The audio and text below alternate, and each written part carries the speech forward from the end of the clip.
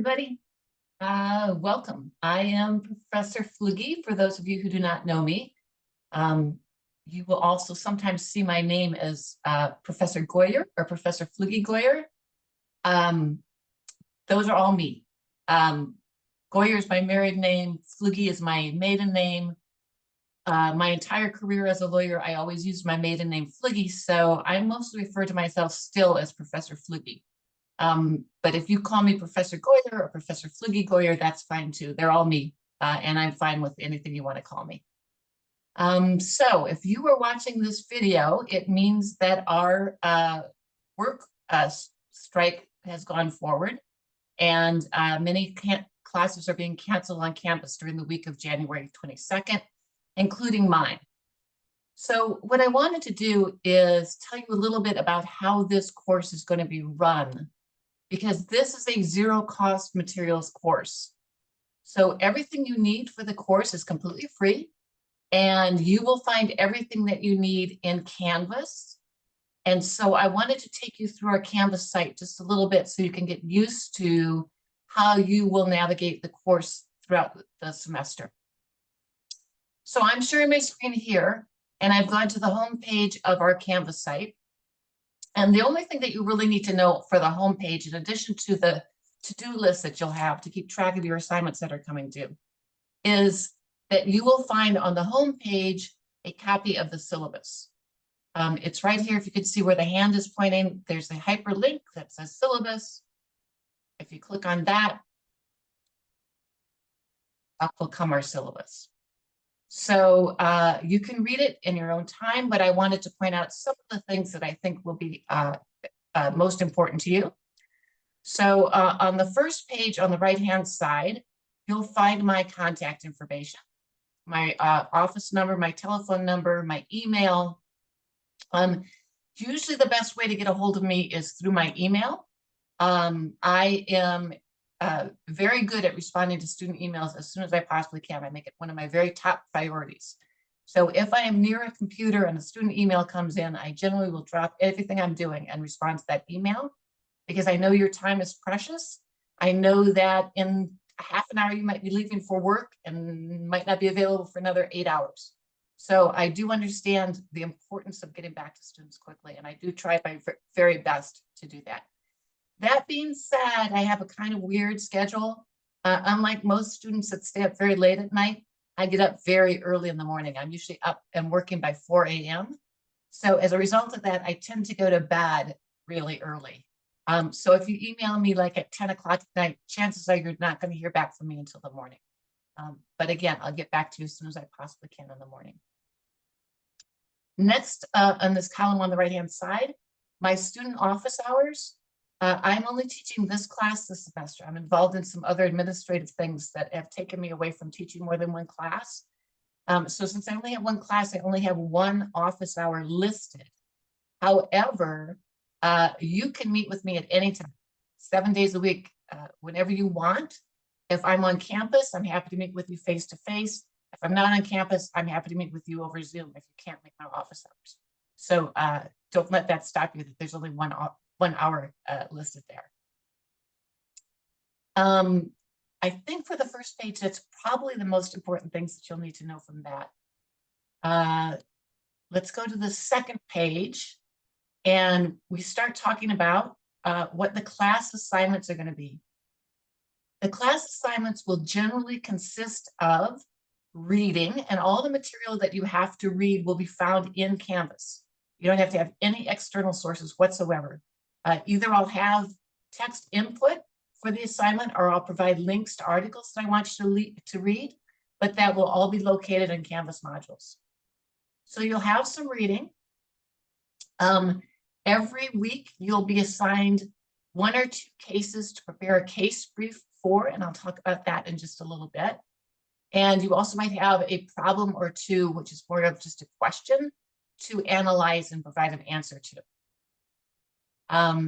If you are new to case briefing and you need some help trying to figure out how to do it, I have in Canvas modules, which I'll show you in just a little bit, a tutorial on how to properly brief a case. If you took BLAW 280 and or BLAW 308 at CSUN, you probably already know how to do it. But if you took 280 at another school and you haven't taken 308 here, then this would be a very helpful tutorial for you to take a look at so you can kind of get the hang of briefing. All right, so the way the assignments will work is I will have you do the reading and submit the briefs and answers to the problems prior to class. And then we'll have class, and at the end of every week, there'll be a progress assessment. Now, I do that for a couple of reasons. Number one, my having you submit the briefs and the problem answers before class begins is my way of trying to get you to actually read the material before class rather than during class, like some students tend to do. But I do want you to have the benefit of the class lecture before you get examined on the class material. So that's why I do the progress assessment at the end of the week. So generally I'll have the progress assessments due, I think, on Saturday evening. So you'll have several days after class ends to get it finished. We aren't having in-person class today. So the briefs and problems that were assigned for today are just really going to be your practice attempts. You don't have to turn them in. You don't have to email them to me. They're just for you to get used to the process of briefing cases and answering problems. Starting next week, class on Monday, January 29th, I will have a window open for you in Canvas for you to submit your homework for that day. And that window will be open for every day of class for you to submit your homework. You'll have right up until 4 o'clock on class day to get them submitted. For the briefs and the problem answers, I grade those on a pass-fail basis. You don't get a letter grade or a number grade for them. So I'm just basically looking to see that you put in a good faith effort to try to do them correctly. I generally have a graduate assistant grade the briefs initially, but the graduate assistant is allowed to give you a completed. The graduate assistant is not permitted to give you an incomplete. So if the assistant feels that your brief isn't quite up to par, he will flag it for me, and I will be the one to make the decision whether or not you get a complete or incomplete for that brief. So I just want you to know the only one that will not give you credit for a brief if it's not done correctly or thoroughly enough, that will be me. All right, with respect to your homework, the briefs and problems, and the weekly progress assessments, I understand that you can't always get your homework done on time. And I understand that you can't always get your progress assessment done on time. Students forget, they get home from work late, they work later than they anticipated. I understand all those things. So I give you a little bit of homework relief in this course. First of all, you'll have one class where you're excused from having to submit your homework, your briefs and your problem answers. And you don't have to do anything to have me throw out that one missed homework assignment. I'll do it automatically at the end of the semester. If you didn't submit something, you'll have an X, one X I throw out. After that, however, not submitting your homework will start affecting your grade. If you submit all of your homework on time, you don't have to have me throw out a missed assignment, then I will give you extra homework points at the end of the semester. So you have an incentive not to just use that pass at the end of the semester because you've got it and you don't want to do your homework. So there is an incentive there for you to actually submit your homework every class period. All right, with respect to the progress assessments, I also give you one token during the semester that you can use to reopen any progress assessment that you missed. So all you have to do is before the last day of instruction, send me an email and tell me that you would like to use your token to open up a missed assessment and tell me how long it is that you need to complete the assessment, and I will reopen it for you at that time. All right. Grading, all students always want to know about grading on the first day of class. So let's scroll down here. And your grade in this class is based on many components. You'll be graded on attendance, participation, homework submissions, your progress assessments. There'll be one midterm and one final exam in the course. And you can see here the percentages that I've assigned to each. 10% will be based on your attendance in the class, and that is really easy for me to calculate. It's simply the percentage of the classes that you attended. All right, so that'll be your attendance grade. Participation is primarily based on your active participation in class discussions, but it'll also take into account whether you're consistently tardy, which some students always are, using your electronics in the classroom for non-classroom purposes. Those kinds of things will also affect your participation grade. Your homework grade is simply your submission of the homework assignments, so they just talked about, your case briefs, and your answer to the problems. Progress assessments, again, are the quizzes that you'll have at the end of every week to be submitted, as I say. I believe they will be all due on Saturday. And then one midterm worth 25% of your grade, and the final exam worth 35% of your grade.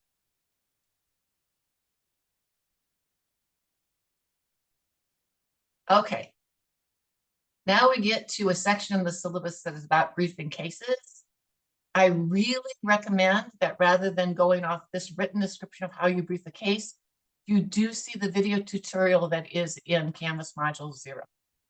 There I explain it and show it, and I think it sinks in a lot more if you try to learn the process that way. This is a learning process, and if you haven't briefed a case before, it'll take you a while to get it down. It usually takes students who haven't done it before about 2 to 3 weeks till they're really comfortable with the process. But don't give up. Just do the best you can. You will get it. We'll go over the briefs in class, and eventually everyone ultimately understands how to do the briefs correctly. Okay, and that takes us to the end of the syllabus.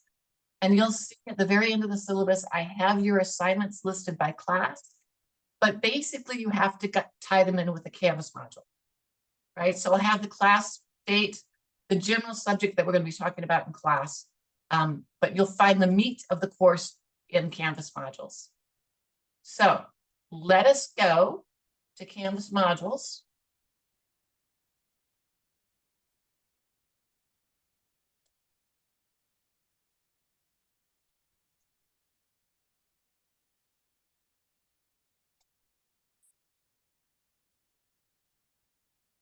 Click on modules over here on the left-hand side. All right. Here in Module 0 is where you will find the video tutorial on how to brief a case. Right? So there's a little case excerpt for you to read, and then the videos for you to watch. I take you through step by step on how you would go about briefing that case. And then down here, you'll find that I've posted the brief that I've talked you through in these 2 videos. The other thing you may find of value in Module 0 is I have a list of the many resources that are available to students at CSUN, the health center, counseling services, the food pantry, emergency loans, dress, the legal clinic that's available to you for free. And so if you're ever wondering if you need to access a resource, I have tried to provide a pretty comprehensive list here. All right, now in Module 1, this is how the substantive modules for the class will be laid out. So our Module 4, Monday, January 22nd, is a module on copyright. And you'll see here, it is the module is to be completed by the due date, January 22nd. And then the modules are basically broken down the same way. The first page of each module will be what your assignments for the module are. So if we click on the one for copyright, you'll see your assignment is to read all of the materials in Module 1. And then to brief, in this instance, the case of Campbell versus Acuff Rose music, which we'll find in the module itself later on. And then to answer problems 1 and 2. Now, the briefs you will find throughout the pages in the module. The problems you will always find at the very end. And then you will find here and also at the end of the module, the link to the progress assessment, right, to be completed by the Friday. Now, to make it easier for you to find where there's a homework assignment within the course of the module, I've posted this avatar, and it will identify, if you catch that, say, oh, this is something I either need to brief or answer. So I'll show you where that appears as we click through the module. And after I set up the assignments on the next page, I give you an overview of the module. So these are the concepts that you should learn by the time you've gone through the module. And then I also set out some essential terminology that are terms that you should know how to define and what they are. The reason this is important is when students ask me for a study guide prior to the midterm or prior to the final exam, I say you already have the study guide. Go back to the overview of the modules, answer those questions and define those terms, and you'll have your study guide prepared. So I suggest that if you want to stay up to date, you should fill out your study guide as you're going. So at the end of module 1, you should fill out the answers to all of these concept questions and also define the terms. And after we get into the overview, we get into the meat of the subject matter for each week's assignment. So you'll see here, we talk about various aspects of copyright law, requirements for protection, the procedure, how long copyright lasts, what rights you have if you have a copyright, and things like that. And then interspersed throughout the substantive materials, there will be some case excerpts. So if you've taken a business law class at CSUN before, you're familiar with these case excerpts. Right? These are real life cases that are truncated and edited to make them more manageable for you to read.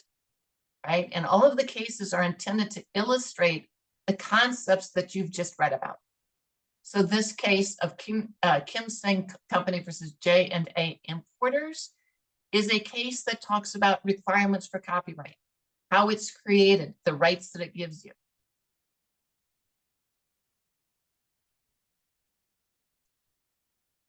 Okay. And then we have another, here is a good example of where, rather than me writing the material myself, I link to an article that you should read that talks about copyright infringement remedies and defenses, and then a case illustration of copyright infringement. This is actually a very interesting case.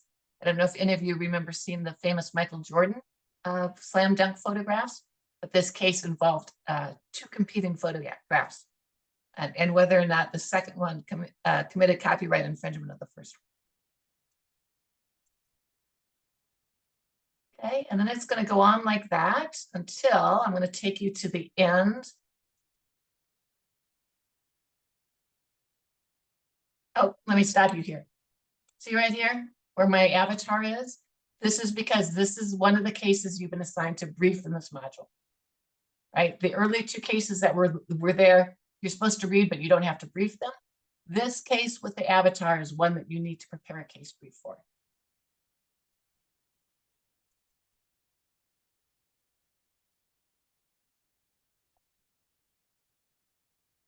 Right? I'll often at the end of a module provide some optional additional resources just based on your learning style. There's a lot of reading in these modules, and sometimes it's hard for students to read, on a screen. Some students are auditory listeners, not visual, or auditory learners, not visual learners. So I try to include additional resources that are usually videos that go through some of the concepts that are contained in the module. All right, and then on the very last page, you'll find the problems that are assigned. For the problems, unlike the cases, you do not need to provide a brief. You just need to answer the question, but you need to answer the question thoroughly enough that I know that you understood the concept. All right, so for this first problem, the question is, under these facts, whether this telephone directory was entitled to copyright protection. So if you just answer it no or yes, I won't know if you understand the concepts, right? So when you answer the question, it has to be no because or yes because, and you have to tell me that you've gone through the analysis so I understand that you really got the answer correctly because you understood the concepts, right? Same thing when we look at problem number 2. The question is, was iParadigm's use of the student papers a fair use? It's not just yes or no, it's an analysis. And here I say, be sure to analyze all 4 elements of the fair use defense, right? So it's not a full case brief, but it does require you to set out some of your analysis with your answer. All right, and then always I have a link both at the beginning and at the end to your progress assessment for the week. So here you can click on the link for the progress assessment, right? And it'll take you right here. Apparently it's already timed me for some reason. I don't know why on mine. But you'll see here the question and then the answer, and then like every Canvas quiz, you just submit it. Right? Okay. All right. Now, I have a number of you who have taken me and other courses before, and you know that I like to reward students who come to class and listen. And so the same is true of this video. I am going to reward all of you who watch this video to the very end by giving you the answer to question number 1 on your progress assessment for Module 1. All right? So, question number 1, Sally is taking an improv class and is asked to create and perform a comedy skit. She does so off the top of her head without making any notes. Sally's skit is hilarious, and she leaves her instructor and other students in stitches. John, Sally's instructor, is a professional comedian and steals Sally's skit to perform in his comedy act. Sally sues John for copyright infringement. Will Sally prevail? All right, now, some of you have read the material already, some of you haven't. But the answer here is that Sally would not prevail in this case of copyright infringement because copyright is not available for oral material, right? Copyright material has to be reduced to what's called a tangible medium. It needs to be written down in some fashion. So the answer to question number 1 is no, because Sally's skit was not fixed in a tangible medium. All right. And with that, finishing the progress assessment by the end of the week, that will complete your module number 1. All right. So let me stop sharing my screen. Okay. So I hope that helps you figure out how to navigate the course. When we're back in session on January 29th, I will go through some of this again, answer any questions that you have. But I hope that this helps you in the meantime. So I believe this strike is very important. So I'm not going to say I'm sorry for it, but I am sorry for the fact that I have to delay meeting you all face-to-face by a week. So I very much look forward to that. For my returning students, I'm really excited to see you again. For my new students, I'm really excited to get to know you. So have a wonderful week, and I will see you face-to-face on Monday, January 29th. And make sure by that date, by next class, the class on the 29th, you have completed module 2 and submitted the homework assignments for that module. If you have any questions about module 2 or the homework assignments, I am not allowed to return any CSUN emails during the strike week, but the strike is over Friday. So if you have questions, I will respond to your emails Saturday and Sunday of the following week. Right, so I will get back to you before we have class on the 29th. All right, everyone, I look forward to meeting you. Have a wonderful week.